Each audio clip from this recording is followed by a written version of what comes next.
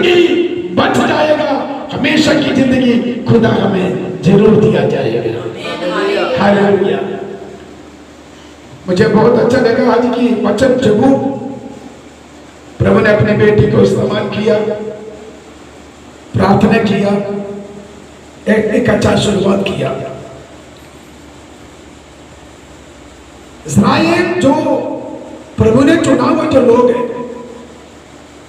कई बार उनका खामियां, कई बार उनकी जिंदगी की गलतियां परमेश्वर सामने लाकर उनको समझाया, सिखाया, साथ चला, सब कुछ किया। एक दिन लड़ाई के मैदान में क्या हो गया? हार मानना पड़ा। हालेलुया।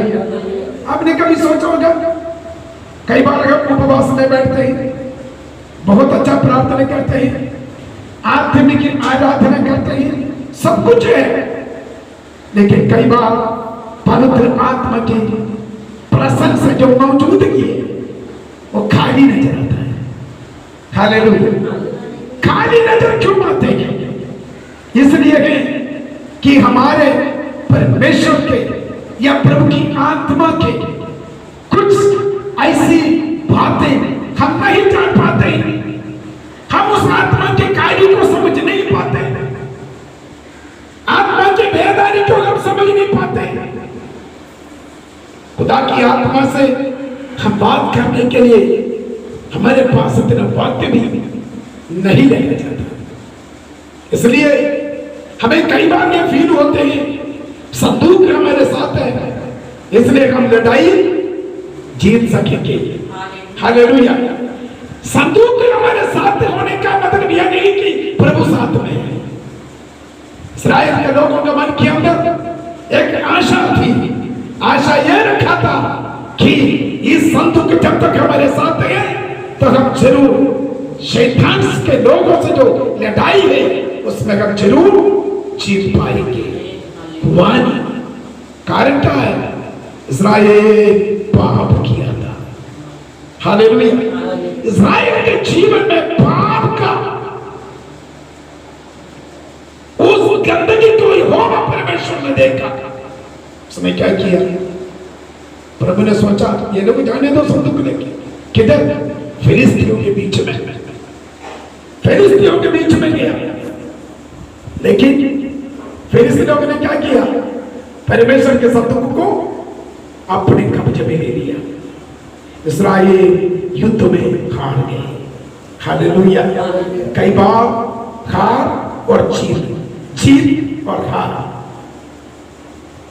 ये हमारे भी जीवन में होती है। हारना और जीतना। कई बार ये बात हमें जरूर होती है। जब हम बीमार पड़ जाते हैं, प्रार्थना करते हैं, प्रार्थना करने में मन करता है, कमजोरी होके लेट जाते हैं, शरीर थकावट में आते हैं। हम प्रार्थना करने के लिए इतना सामर्थ्य हमारे पास नहीं रहता। उसमें शैतान क्या करते हैं? अंदर जीवन में घुसने की कोशिश करते हैं। मैं आपको बताना चाहता हूं, मसीह यीशु के पाक लहू के द्वारा बुराई में लोग शैतान का सामना करने के लिए, प्रार्थना करने के लिए खुदा के हजूरी में बैठेंगे और प्रार्थना करेंगे। प्रभु जी, इन चीजों से लड़कर मुझे जीत हासिल करना है, एक बहुत बड़ा विनर बनना है, मैंने एक बहुत बड़ा विक्ट्री हासिल करना है। उसके लिए प्रभु मुझे ताकत की जरूरत है। हालेलुया। हम थोड़ा वचन से देखेंगे। मत्ती की इंजील 16 अध्याय की 15 आयत में उसने उनसे कहा, परंतु तुम मुझे क्या कहते हो? शिमोन पतरस ने उत्तर दिया कि तू जीवित परमेश्वर का पुत्र मसीह है। हालेलुया। यीशु ने उसको उत्तर दिया कि हे शिमोन, योना के पुत्र, तू धन्य है, क्योंकि मांस और लहू ने नहीं, परंतु मेरे पिता ने जो स्वर्ग में है यह बात तुझ पर प्रकट की है। हालेलुया। मत्ती की 16 अध्याय की 15वां आयत में लिखा है, यीशु ने उनसे पूछ रहा है, तुम मुझे क्या कहते हो? देखो वहां पर एक क्वेश्चन मार्क दिया गया है। तुम लोग मुझे क्या कहते हो? ये सवाल प्रभु यीशु मसीह ने शिष्यों से पूछा गया है। हम कौन है? हम यीशु मसीह के शिष्य हैं, खुदा के चेले। यीशु मसीह के साथ घूमते फिरते रहने में चेला नहीं बनते या शिष्य नहीं बनता जी। संडे में बंदी में आना, बंदी के बाद चले जाना, तो शिष्य बनेगा। शिष्य कैसे बनता है? गुरु की बातों को सुनकर उस पर निर्भर रहना, मानकर चलना, तब मान सकते हैं कि यह मेरा शिष्य है। हालेलुया। यीशु का चेला बनना या शिष्य बनना, गुरु देखते रहते हैं कि जो मैं इतनी गांवों में घूमता हूं, इतनी शहरों में नंगे पैरों में, इतना भीड़ भाड़ इलाके में जाकर मैं पिता की वचन सुनाता हूं। देखो ये सारे प्रचार के बीच में शिष्य लोग मौजूद हैं, लेकिन प्रभु एक सवाल उनसे करते हैं। 12 शिष्यों को एक सवाल किया। कई लोग मुझे, ऊपर की आयतों में देखो, कई लोग मुझे क्या बात बोलते हैं, ये यूहन्ना बपतिस्मा देने वाला होगा। कई लोगों ने बोला ये यिर्मयाह नबी होगा। कई लोगों ने बोला ये एलिय्याह नबी होगा। कारण क्या है? यीशु मसीह आने से पहले कोई चमत्कार इस्राएल के लोगों के बीच में नहीं हुआ, क्योंकि वो लोग एक ही धर्म पर निर्भर रहता था। एक धर्म, उस धर्म है मूसा की नियम। पिछले संडे मैंने आपसे पूछा, याद होगा, मूसा की व्यवस्था इस्राएल के बीच में आने से पहले बोलो कैसे रहा? नियम के बिना रहा, कोई पूछने वाला नहीं, कोई पूछने वाला नहीं, कोई जानने वाला नहीं। अपनी मर्जी जो कुछ भी हो वो अपनी मनमानी करने वाले लोग थे इस्राएल के लोग। जब कानून आया, जब व्यवस्था उनके बीच में आया, तब उनको पता चला कि हमारा मारना, पीटना, गाली गलौज करना, लड़ाई झगड़ा करना और जो कुछ व्यवहार करना सब नियम के विरुद्ध है। क्योंकि मूसा की व्यवस्था आने पर यह कहने लगा, अगर किसी ने किसी का दांत तोड़ दिया तो उसका दांत अगले ने तोड़ा। अगर किसी ने दूसरे की आंख फोड़ दिया तो दूसरे की, जिसने फोड़ा उनका भी आंख फोड़ देना। जिसका पैर काट दिया बदले में उनका भी पैर काटना। यह है नियम, यह मूसा का नियम है। यही नियम आजकल अरब देशों में इस्लाम के लोगों के बीच में लागू है, अपनी मर्जी। इसका मतलब यीशु मसीह जब आया, उनके बीच में कोई चमत्कार इसी प्रकार दिखाई नहीं दे रहा था। जब यीशु मसीह आया, चमत्कार, यीशु मसीह का चमत्कार कहां से शुरू हुआ पता है आपको?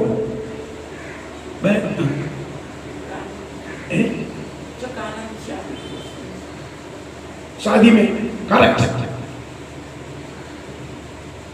यीशु मसीह का पहला चमत्कार कहां में हुआ?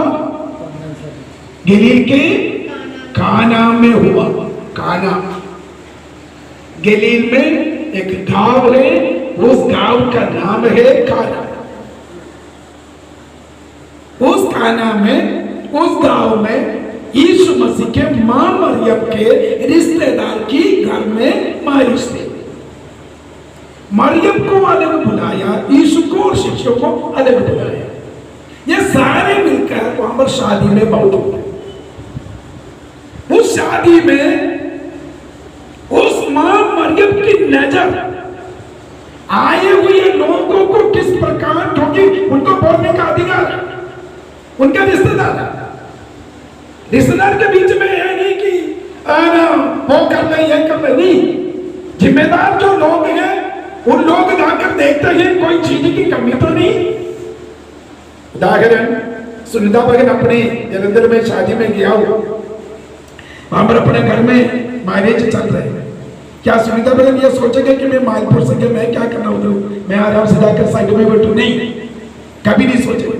फिर क्या है, घर के अंदर क्या है क्या नहीं है, जिम्मेदारी पूरा देकर क्या करेंगे, देखभाल करेंगे। यही काम मरियम ने किया।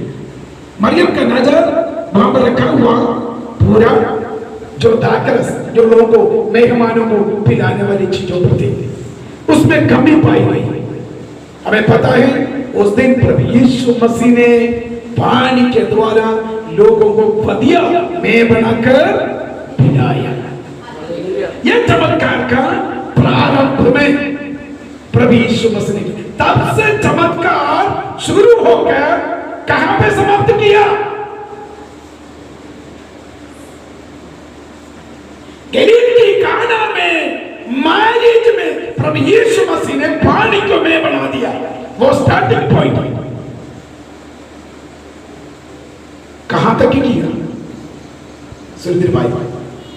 यीशु मसीह ने चमत्कार कहां तक पहुंचाया?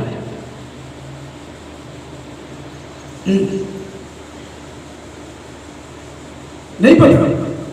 बाइबल पढ़ते ना आरती। यीशु मसीह ने कहां तक चमत्कार पहुंचाया?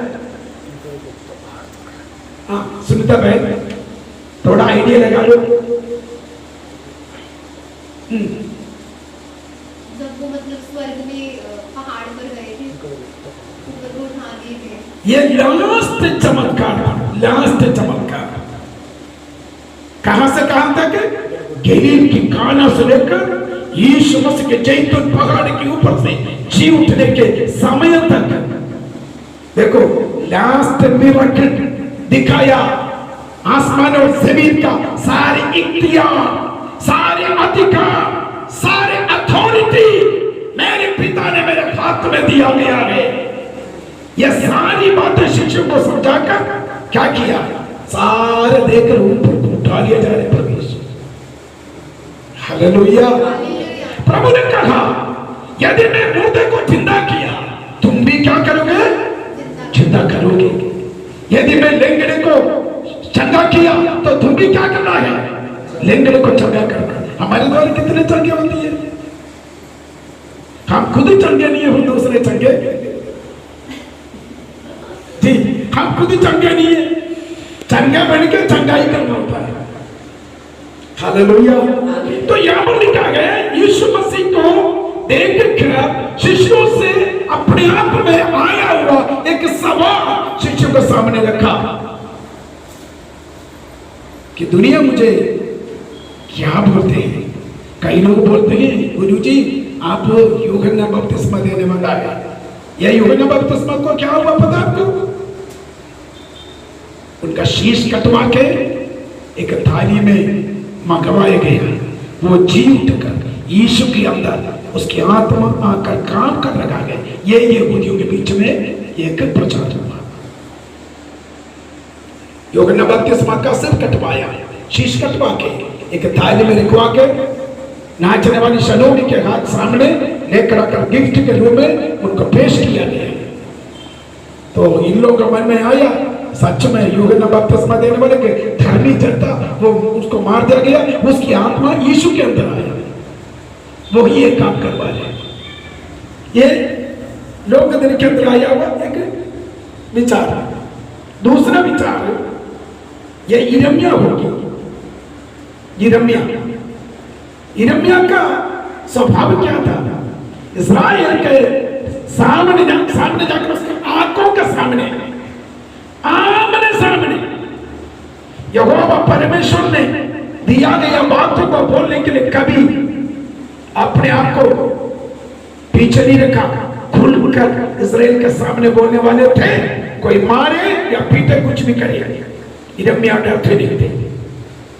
तीसरा एलिया हो गया।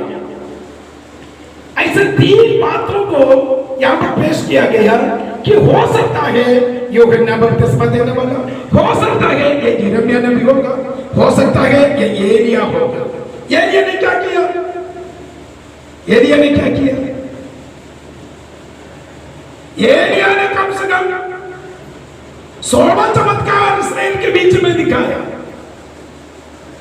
लेकिन 16 से बढ़कर किसने दिखाया?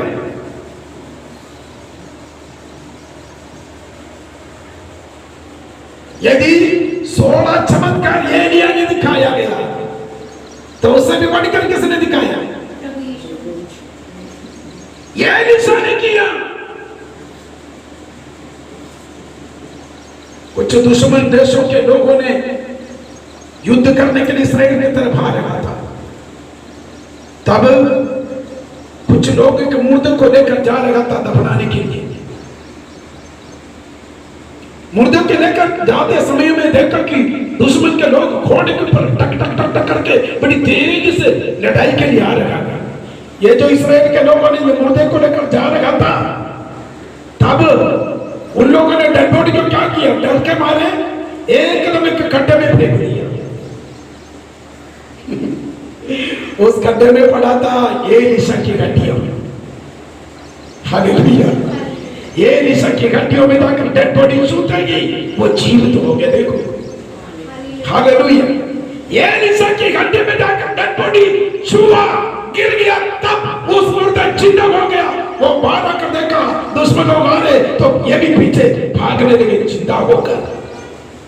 एलीशा जिंदा, एलिया जिंदा होकर आसमान को गया। आसमान को गया क्योंकि जीवित होकर जाना था। बाइबल में कई लोगों ने सवाल करते कि जीवित में ऊपर उठा लिया गया लोग 2 जन थे, 2 जन, वो वापस आकर मरना है। क्योंकि बाइबल में लिखा है इंसान, मनुष्य एक बार मरना फिर जीवित होना, न्याय होना, न्याय के लिए खड़ा होना। इसलिए बाइबल के हिसाब से इंसान एक बार मरने के लिए आना है। जो 2 जन नहीं मराए वो वापस आके मरना है। कौन कौन है? कौन कौन है? एलिया हो, हानूक। इसका मतलब है हानूक के बारे में क्या बाइबल कहते हैं? हानूक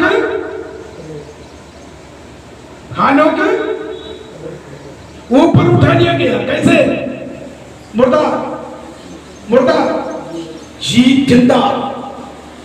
यहोवा परमेश्वर के वचन में लिखा गया हानोक यहोवा परमेश्वर के साथ साथ चला। कितने वर्षों तक? कितने वर्षों तक? 400 वर्षों तक हानोक यहोवा परमेश्वर के साथ साथ चला। क्यों लिखा इसे? क्योंकि उस जमाने के लोग इतना पापी गुनाहगार। देखो, आदम वंश में, आदम जनरेशन में प्रभु ने देखा गया एक ही जन, वो है हानोक। इसलिए उन पापियों के बीच में से यहोवा परमेश्वर ने हानोक को अलग किया। बेटा बस करो, तुम अभी इन लोगों के बीच में मत रहो बोलकर यहोवा परमेश्वर ने उसको आसमान की ओर उठा लिया गया। हमें भी एक दिन जिंदा उम्मीद नहीं है तो मुंह बंद ना करो, बोलो उम्मीद है तो बोलिए। एक दिन हमें भी जिंदा उठा लिया जाएगा, जिंदा उठा लिया जाएगा। कितने हमारे लोग, हमारे अंदर कितने विश्वास होने चाहिए कि मैं भी प्रभु के साथ एक दिन जिंदा उठा लिया जाएंगे। हालेलुया। तो बाइबल कहते हैं कि इन प्रश्नों का उत्तर जो प्रभु ने किया, प्रभु ने सवाल किया। बाइबल में पुराने दिनों के सवाल है। बाइबल के पुराना नियम उत्पत्ति किताब का सवाल वहां परमेश्वर ने के बंदे से पूछा। कौन सा बंदा? आदम से पूछा, हे आदम तू कहां है? हे आदम तू कहां है? नया नियम का सवाल पूछा गया मनुष्यों ने। बोलिए, पूछा मनुष्य ने कोई सवाल किया? जी, मुक्तिदाता यीशु कहां जन्मे हैं? मत्ती की चिन्ह में हम पढ़ते हैं, मत्ती की चिन्ह में पढ़ते हैं मनुष्य के जन्मे मसीह यीशु कहां जन्मे हैं। यहां पर प्रभु यीशु मसीह खुद प्रभु होकर, गुरु होकर, कर्ता होकर एक सवाल किया जाता है मनुष्य के पुत्र के बारे में, या मैं गुरु होकर तुम्हारे साथ हूं, मेरे बारे में ये लोग क्या कहते हैं? उत्तर मिल गया। शिमोन पतरस ने कहा, यहां पर लिखा है, यहां पर लिखा शिमोन योना के पुत्र ने क्या बोला? वहां पर लिखा है कि तू जीवित परमेश्वर का पुत्र प्रभु यीशु मसीह है। हालेलुया। जीवित परमेश्वर का पुत्र है। परमेश्वर का पुत्र होना संभव है? परमेश्वर का पुत्र होना संभव है?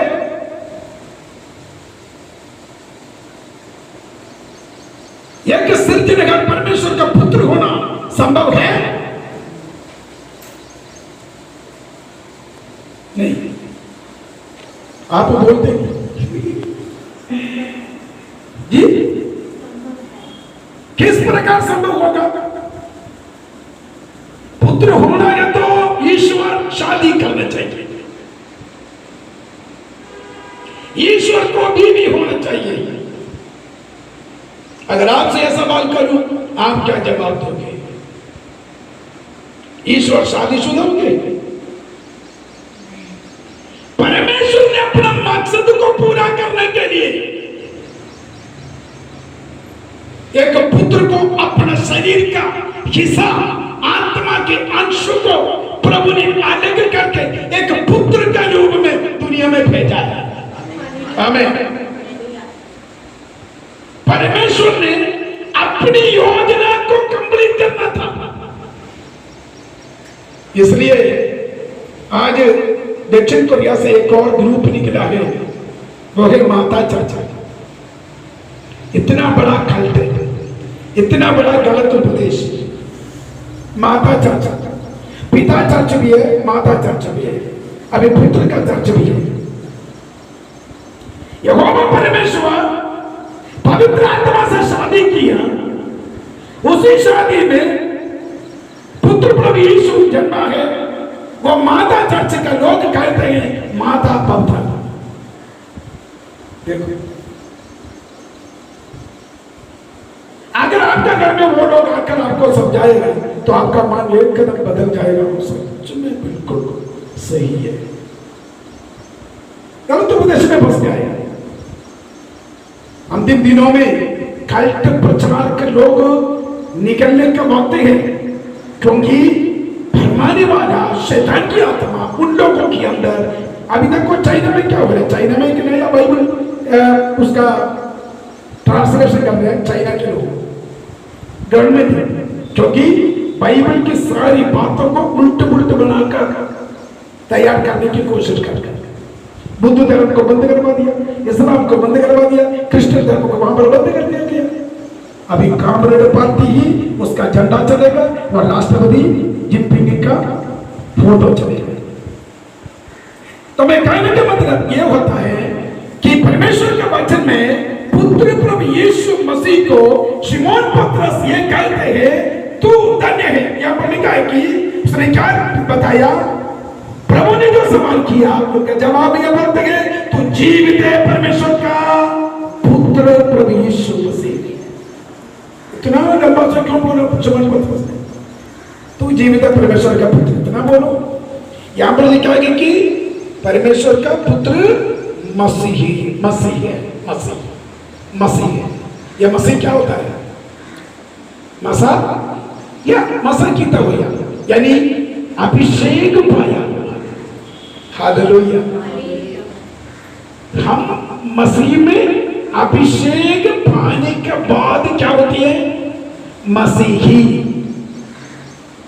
जब तक अभिषेक नहीं पाते हम मसीही नहीं बन सकते। मसीही उसके लिए कहना होता है जो मसीह यीशु की उपदेशों के मुताबिक, वचन के मुताबिक अभिषेक को प्राप्त करे, मसा प्राप्त करे, अनॉइंटिंग पाया जाए, और उसी को मसीही कहलाना होता है। मसीही यानी मसीह की बातों पर चलता है, उपदेशों पर चलता है। मैं खुदा का धन्यवाद करता हूं। या बल्कि क्या है, जो पतरस ये जवाब दिया, तब यीशु ने कहा तू धन्य है क्योंकि मांस और लहू नहीं, परंतु मेरे पिता ने जो स्वर्ग में है जो तुझे प्रकट किया है। कहने का मतलब मांस और लहू ये किसको होती है? इंसान को होती है। इसका मतलब तुझे जो प्रकट किया गया कोई किसी ने शिक्षा नहीं दिया, कोई मानव के बीच में कोई भी शिक्षा तुम्हें इस प्रकार नहीं दिया गया। मेरे पिता जो स्वर्ग में है वही तू तेरे अंदर यह दर्शन डालेगा कि वास्तव में यह मसीह यीशु है जो हमारे खातिर इस दुनिया में आए हैं। इसका मतलब है प्रभु यीशु ही प्रभु है, प्रभु यीशु ही परमेश्वर है, प्रभु यीशु ही पवित्र आत्मा है, प्रभु यीशु ही पिता है। हालेलुया। कई लोगों को मन में यही है कि मीकाएल को पुत्र बना दिया, स्वर्ग के फरिश्ते मीकाएल को पुत्र बना दिया। कितने गलत उपदेशों को लोग आजकल प्रचार में लेके आने की कोशिश करता है। यहां पर क्या है, पतरस जब जवाब दिया, पतरस को प्रभु यीशु मसीह कहते हैं हे पतरस तू पतरस है, हे पतरस तू पतरस है। हमने क्या की, मैं इस पत्थर पर अपनी कलीसिया बनाऊंगा। हालेलुया। ये गलत विचार ना रखो, पतरस के ऊपर कलीसिया बनाया, पतरस के ऊपर कलीसिया नहीं बनाया। फिर पतरस को क्या बोला, हे पतरस तू पतरस है। पीटर पतरस को बोला तू पतरस है, तेरा नाम पतरस है, लेकिन इस चट्टान पर, कौन सा चट्टान? इस चट्टान पर, यानी मैं प्रभु और गुरु होकर तुझे ये कहना चाहता हूं।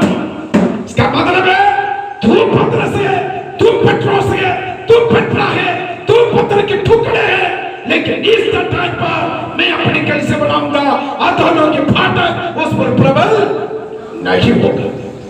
हालेलुया।